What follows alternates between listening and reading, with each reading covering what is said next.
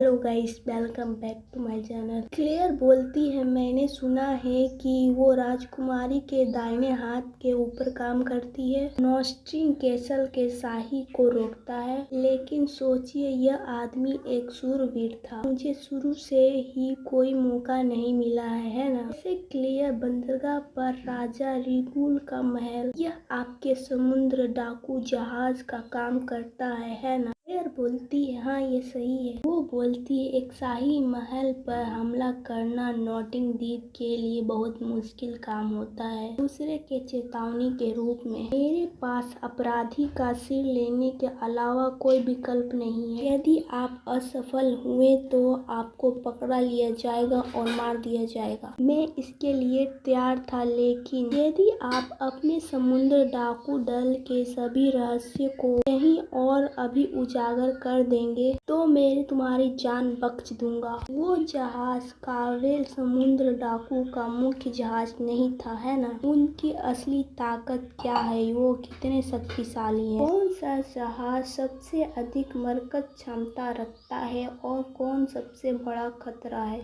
वे अगली बार किसी समुद्र पर हमला करेंगे तो फिर कौन सी योजना बना रहे हैं। आप जो कुछ भी जानते हैं वो सब बता दीजिए। क्लेयर बोलती है, ओ तो ऐसा है, इसलिए मुझे यहाँ लाए हैं। धन्यवाद महामहिम, हालांकि मुझे आपका प्रस्ताव अस्वीकार करना होगा। और मैं ऐसा क्यों करूँ? यूजेलिया बोलती है, मैं सिर्फ बात करने के बदले में आपकी मैं जान बख्श दूंगा। क्लेयर बोलती नहीं, ये बात नहीं है। आप मुझसे मेरे साथियों की जान सौंपने के लिए कह रहे हैं। क्या आपने सोचा था कि समुद्र डाकू अपने दल को इतनी आसानी से धोखा दे देगा? और मुझे मत हाको। यहाँ तक कि समुद्र डाकू का भी अपना कोड होता है। मैं छोटा था तब से मेरे समुद्र डाकू पिता ने पाला है और उसने अपने पास रखा था और वो हमेशा मेरे साथ रहे हैं। हमने सब कुछ साझा किया है, सुख दुख और इसमें बीती हुई बातें। हमेशा साथ साथ मेरे साथ दिल से हंसते और रोते हुए। वो मेरे दल से भी अधिक है, वे मेरे परिवार हैं और मेरे साथी मुझ पर भरोसा करते हैं। यदि उन्हें धोखा देना और हमेशा नियमों को तोड़ना ही जीवन रहने का एकमात्र तरीका है तो फिर भी मैं मृत्यु को चुनूंगा। लीजा बोलती है, ओ क्लेयर, मुझे फांसी दो या जो भी कुछ करो, मैं समुद्र डाकुओं के नायक को कायम रखूंगा। वो बोलती है, आपने अपना पहला परीक्षा पास कर लिया। बोलते अपने कार्य और विकल्प दोनों में संतुलन बनाया। यदि आप कैप्टन पद के उत्तर द्वारों में एक ही शाही परिवार में खुशी खुशी परीक्षा में सफल रहे। वो बोलती है, रुको, क्या इसका क्या मतलब था? यह मुझे देखकर राहत मिली कि मैंने अपना अंतिम मूल्य नहीं किया। एंजेला बोलती है, लियोन। क्लेयर बोलती है, डैड। उसके फादर बोलते हैं, बहुत बढ़िया क्लेयर। तो फिर से क्या मैं सब कुछ ठीक से समझाऊंगी? कावेल समुद्र डाकू दल हमारे शाही परिवार का एक गुप्त सहयोगी है। राजकुमारी के अनुसार कावेल समुद्र डाकू दल प्रथम कैप्टन के समय से ही शाही परिवार का हिस्सा है। देश में मेरे पिता को काउंट कार्टर के नाम से जाना जाता है। इसलिए जब आपने हमें शाही जहाज पर हमला करने का सहयोग दिया तो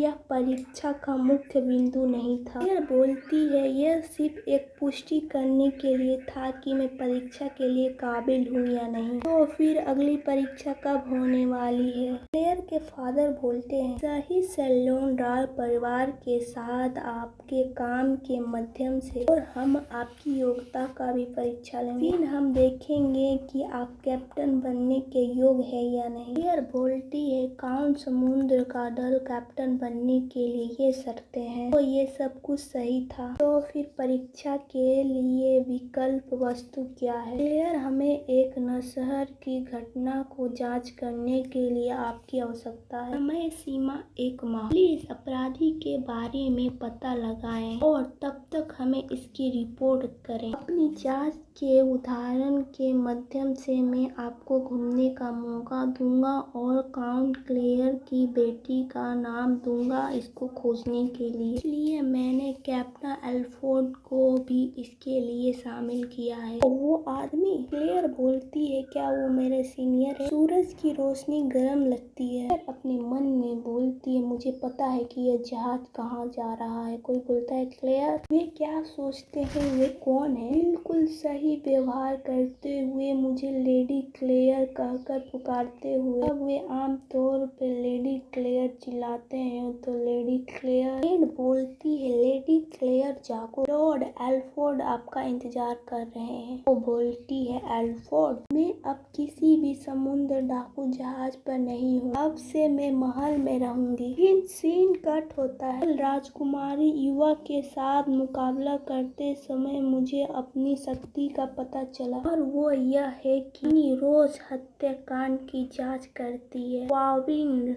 रोज सैलिम राजा का जहाज था। समुद्र में इस जहाज पर हमला किया गया और उसका माल लूट लिया गया और सिर्फ 300 चालक दल के सहयोग का हत्या कर दी गई। लेकिन यह सच है कि मैं एक समुद्र डाकू हो सकता हूँ, लेकिन मैं लोगों को नहीं मारता। राजकुमारी युवा के अनुसार छापे का असली लक्ष्य है जहाज पर मौजूद 7 अंडे। ये अंडे के खोल वो बहुत मूल्यवान है। फिनिक्स अंडे के छिलकों को ज्वाले के रूप में इस्तेमाल किया। फिर मेरा अंडे के छिलके से बना हुआ एक तलवार तक कि सबसे छोटे अंडे का भी बहुत बड़ा कीमत होता है और यह कारण है कि कुछ लोग इनके द्वारा राक्षस हमला करेंगे। एक बड़े साबुत अंडे पर अपना हाथ पाने का मौका पाने के लिए अभी मेरे बड़े भाई एल्ड्रोस नोटिस के साहस का सहयोग करेंगे। इसका मतलब है कि वो जब तक वापस नहीं आता। बस अपराधियों को पकड़ने के लिए जानकारी इकट्ठा करने के लिए आपके पास 1 माह है और इसके अलावा 3 शर्तें भी हैं। आपको किसी को भी यह पता नहीं चलने देना चाहिए कि आप एक डाकू हैं। तो आप कौवे समुद्र डाकू दल की मदद पर भरोसा नहीं कर सकते। और तीसरा, आपको तैयार रहना चाहिए, न केवल अपने जीवन बल्कि अपने साथियों का भी जीवन दांव पर लगाने के लिए। यदि आप इस परीक्षा में असफल रहे, आप और आपके साथी बंदरगाह तक आए, एक साथी को मार दिया जाएगा। क्लेयर अपने मन में बोलती है, यदि मेरी पहचान समुद्र डाकू के रूप में हो जाएगी तो मैं असफल हो जाऊंगा और मेरे साथ मेरे पूरे टीम और मुझे मार दिया जाएगा। मैं यह बर्दाश्त नहीं कर सकता कि मुझे पहचाना जाए। इंतजार करने के लिए धन्यवाद, प्लीज अंदर आइए। गुड मॉर्निंग एल्फोर्ड, सुबह सबसे पहले मुझसे मिलने आना, यह मेरे लिए बहुत अच्छी बात है। एल्फोर्ड बोलता है, कल उसने इस बात से नफरत करने के बाद इतना हंगामा किया। एक समुद्री डाकू महिला की देखभाल करना बहुत अजीब है, तो मैं करना चाहता हूँ, लेकिन यह एक आदेश है तो मेरे पास कोई चारा नहीं है। क्लेयर अपने मन में बोलती है, मुझे आश्चर्य है कि क्या वो मुझे इंतजार करने के लिए डांटेगा। तो बोलता है, गुड मॉर्निंग लेडी क्लेयर, क्या आपको अच्छी नींद आई? वो थोड़ा चौंक जाती है, बोलती है, कौन? क्या हो सकता है कि वो किसी के द्वारा प्रतिष्ठित नहीं किया जाए, ये गलत होगा, वही कल वाला आदमी है। खैर आखिरकार वो एक मरकरिस है, हो सकता है कि कल वो समुद्र डाकू के प्रभाव में था इसलिए वो ऐसा था, लेकिन अभी इसका व्यवहार ऐसा है। मेड बोलती है, फिर हम लोग जाते हैं। एल्फोर्ड वंडरफुल है, आज का दिन बहुत अच्छा होने वाला है। तुलना निश्चित रूप से शीतल है, वो एक सहज व्यक्ति की तरह व्यवहार कर रहे हैं, शायद निगरानी में रहना इतना बुरा नहीं होगा। वो बोलता है, अरे समुद्र डाकू, बोलते हूँ, आप मुझे कब तक इंतजार करवाने की योजना बना रहे हैं? आप जीवन या मृत्यु के परीक्षा के बीच में हैं और फिर भी आपको देर तक सोने की हिम्मत थी। क्लेयर बोलती है, मैं मानती हूँ कि मेरी गलती थी, लेकिन महल का बिस्तर इतना आरामदायक था मैं बस। क्या आप इस तरह ऊंची आवाज में समुद्र डाकू नहीं कह सकते?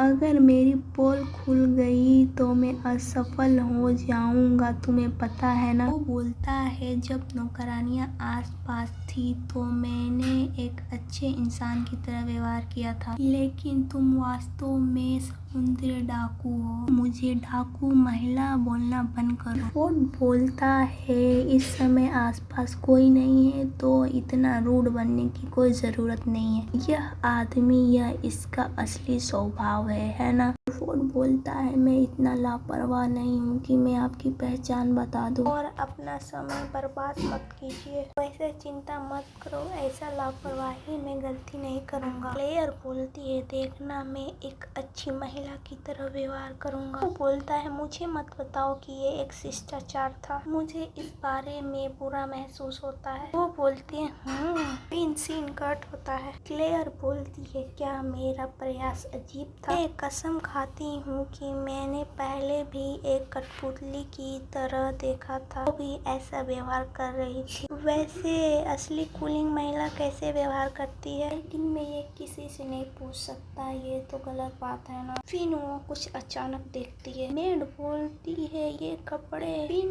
क्लेयर कूदती है और उसे पकड़ लेती है, बोलती है कि ये मुझे मिल गया। मेड बोलती, लेडी क्लेयर अभी अभी। वो बोलती है, ओह सायोनारा गाइस, अगले वीडियो में मिलते हैं।